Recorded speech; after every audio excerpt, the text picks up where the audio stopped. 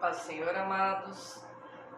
Inicialmente, eu gostaria de deixar um louvor nesse domingo para você alimentar o seu espírito, o seu coração, antes de trazer a palavra que o Senhor ministrou no meu coração. Que você já possa abrir a sua Bíblia no livro de Juízes, capítulo 7.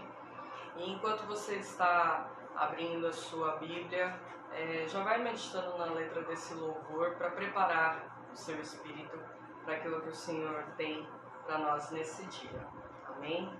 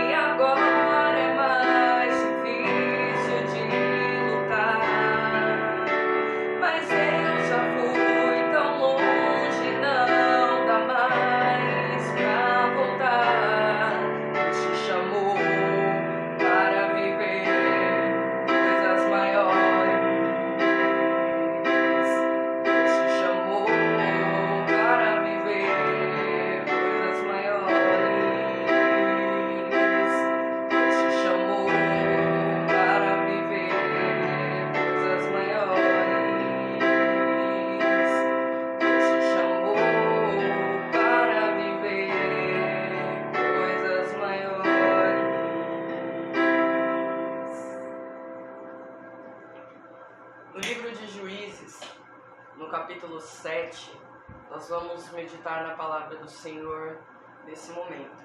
Que você possa abrir o seu coração para que o Rei da Glória fale conosco neste momento. Amém, amados?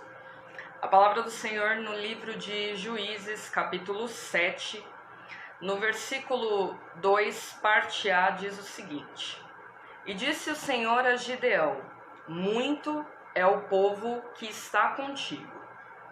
No versículo 4, parte A, ele continua dizendo: E disse o Senhor a Gideão: ainda há muito povo. No versículo 6, parte A, para encerrarmos a leitura, diz: E foi o número dos que lamberam, levando a mão à boca, 300 homens. E todo o restante do povo se abaixou de joelhos a beber as águas. Essa é a palavra que o Senhor ministrou no meu coração para que fosse trazida no dia de hoje. E nesse momento eu peço a Deus que venha abrir o nosso entendimento, abrir o nosso coração, abrir o nosso espírito para que ele esteja sensível mesmo àquilo que o Senhor tem para tratar conosco no dia de hoje. Que o Senhor possa ser resposta, que o Senhor possa ser direcionamento na sua vida no dia de hoje e que essa palavra frutifique até o próximo encontro, que será na quarta-feira, e que ela renda muitos frutos nas nossas vidas. Amém? A palavra do Senhor fala em Juízes sobre a história de Gideão. Gideão era um homem escolhido por Deus para tratar com Israel. Se você acompanhar o livro de Juízes, eu confesso que você pode ficar, assim como eu, um pouco revoltado com a postura de Israel, porque é um povo que é escolhido por Deus, um povo que é separado, um povo que é efetivamente eleito, é um povo que se rebela e se corrompe por inúmeras vezes. Mas o Senhor, tão misericordioso e amoroso sempre, ele levanta sempre um profeta, ele levanta sempre alguém, um guerreiro, um escolhido dele, para que venha até Israel e coloque as coisas no lugar, coloque as coisas no eixo, vamos dizer assim.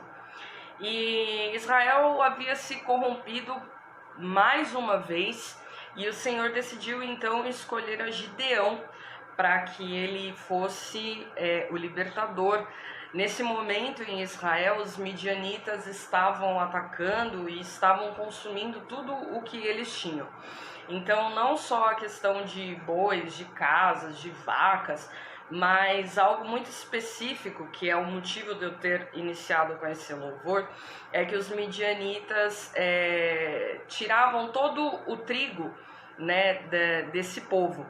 E quando Gideão foi escolhido e separado pelo Senhor para que ele estivesse à frente dessa batalha, ele estava no lagar, malhando trigo, assim como é cantada na segunda parte desse louvor, né? Quando eu pensava que era o fim, começou tudo de novo para mim, malhando o trigo no lagar para ninguém mais me saquear. Essa era a realidade de Gideão nesse momento. Ele estava malhando o trigo no lagar para ele não ser saqueado pelos midianitas. Mas aí você pode me dizer o que tem a ver e por que é tão importante falar sobre malhar o trigo no lagar. Eu não sei se você sabe, mas o trigo, na verdade, ele não é malhado no lagar. O lagar é um lugar escuro, o lagar é um lugar úmido, é um lugar, na verdade, para conservação do vinho, né? E o trigo, na verdade, é malhado na eira. E a eira é um lugar aberto, é um lugar de luz, é um lugar que quando o trigo é malhado, as suas impurezas já são retiradas com o próprio vento. Então acaba sendo um trabalho muito mais fácil. Porém, como eles estavam sendo saqueados pelos midianitas, era necessário que eles se escondessem para que os midianitas não tirassem o alimento deles, para que os midianitas não saqueassem aquilo que não provinha só o alimento, mas o trabalho, né, da onde viria o sustento mesmo deles. Então Gideão estava nesse lugar escuro, malhando trigo no lagar. Essa era a realidade de Gideão. E Deus enviou um anjo para que falasse com ele e o fizesse então entender que ele era escolhido para libertar o povo de Israel naquele momento. E aí, inicialmente, resumindo muito a história e trazendo uma cronologia dos fatos, inicialmente Gideão, após ser levantado, ele levanta aí 32 mil homens. 32 mil homens para guerrear contra os midianitas. E eu, que acredito que a guerra seja algo com muitas pessoas, acredito que o exército dos midianitas fosse aí compatível ao que Gideão levantou. Mas aí, como nós lemos no livro de Juízes, no capítulo 7, o Senhor começa dizendo que muito é o povo que está contigo. E é exatamente isso que o Senhor tocou no meu coração. O tema dessa mensagem é: ainda há muitos. Então, que você fique com isso no seu coração. Ainda há muitos. O Senhor levanta muitas pessoas para trabalhar. Eu oro constantemente para que o Senhor envie trabalhadores para a colheita, para que realmente se levantem obreiros na casa do Senhor. Mas muitas vezes o Senhor quer trabalhar conosco de uma maneira muito particular e muito individual. E essa singularidade, na verdade, se dá sobre a soberania dele nos fatos. Quando nós temos muitas pessoas trabalhando no mesmo propósito, é muito mais fácil, óbvio, que esse propósito seja alcançado. Mas quando o Senhor tem algo muito específico para fazer, ele não divide a glória dele com ninguém. E esse era o contexto sobre Gideão. O contexto é que Deus queria mostrar a excelência da sua glória sobre este povo, sem que fosse dividido com os homens. Então 32 mil ainda eram muitos que se tinham na batalha. E dos 32 mil, que foram levantados junto com Gideão, foi dito para que todos os tímidos e medrosos fossem retirados do meio. E entre esses 32 mil, 10 mil se retiraram. Então vejam, de 32 mil haviam 10 mil que eram tímidos e medrosos. Na palavra do Senhor vai ser dito que não foi nos dado o espírito de covardia. Então, isso já é a definição de que para trabalhar na obra do Senhor, de que para ser um exército, ser um soldado efetivo de Deus, nós não podemos ser tímidos e nem covardes. Já se diz que os tímidos não herdariam o reino dos céus. E já nos foi dito que não temos o espírito de covardia. Então, obviamente, o Senhor já separou 10 mil desses 32 mil que seriam tímidos e medrosos. Então, se há algum espírito na sua vida de timidez ou de medo, ele vai ser quebrado no poder do Espírito Santo neste momento. Porque o que eu quero não é que você se retire da batalha, mas que os espíritos que estão acometendo a sua vida de timidez e de medo sejam lançados para fora do teu lar, sejam lançados para fora do teu trabalho, sejam lançados para fora da sua vida, para que aí sim você possa se alistar no exército de Deus.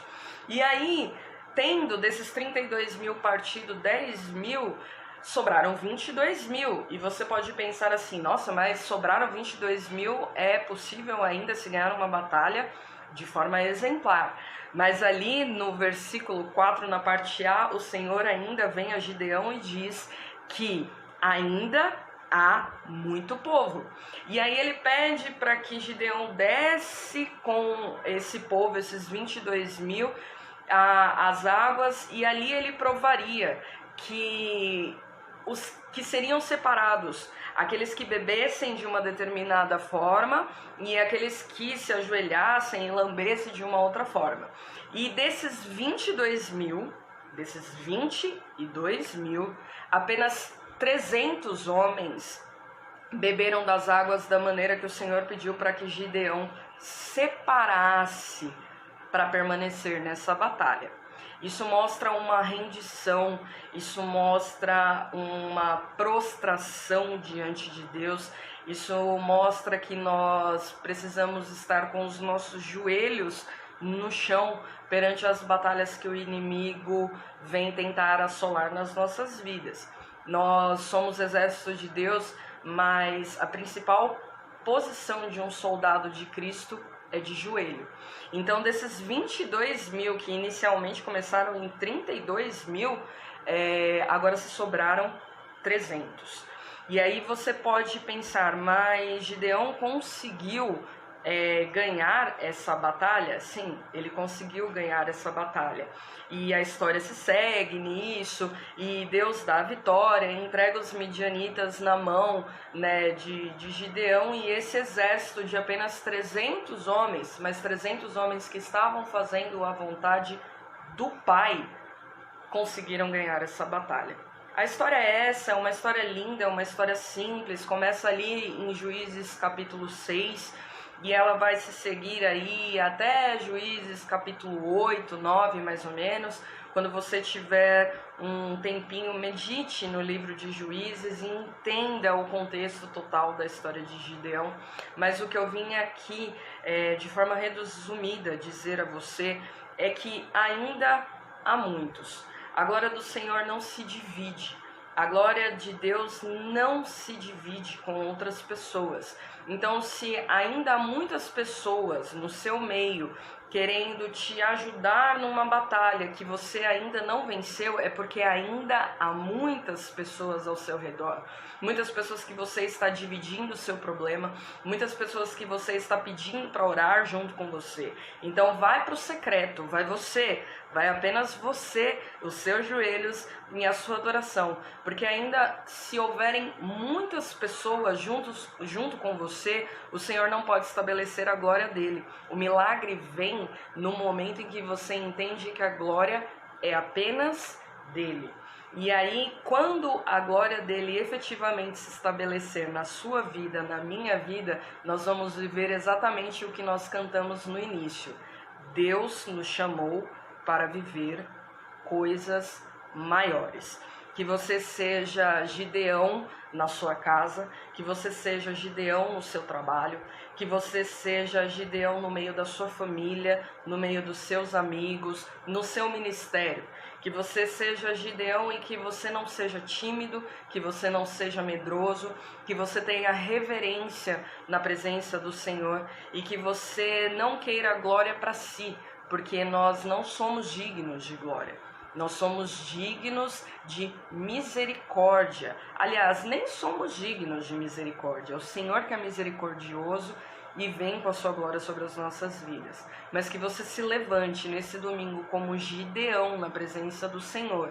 E que os muitos que na verdade não estão te ajudando, estão te atrapalhando, estão impedindo a sua vitória. Que esses muitos, eles sejam tirados do seu caminho no poder do Senhor. E que aí sim, você, Gideão do Senhor, dobre os seus joelhos e com os 300 anjos, que eu creio que somente eles sejam necessários para pelejar com você, você alcance a sua vitória no nome do Senhor. E fique com essa palavra, que eu te chamei, Deus, te chamei para viver coisas maiores. Que o Senhor abençoe a sua vida, que o Senhor abençoe a sua casa, o seu ministério e que você fique na paz do Senhor Jesus. Amém.